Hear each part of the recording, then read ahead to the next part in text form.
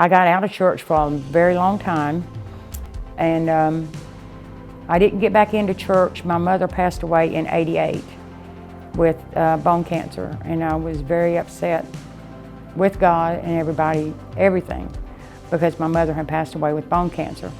And as a matter of fact, I threw all my Bibles out of my house. I said, you know, what kind of God would let my mother, as wonderful as she is, suffer like she did? And it took me about 3 years to get over that.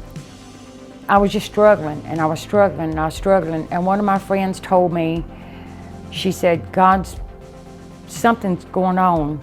God don't mean for his people to live like this. God means for his people to do better, to be better.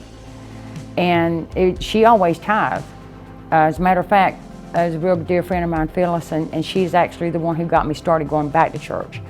And so I started tithing, and when I started tithing, it was just like God's blessings just rained down on me. Something's going on here, you know. And I knew, you know, from my grandmother, being raised by my grandmother, that I knew where I needed to be. My mother was always in church, and I knew where I needed to be.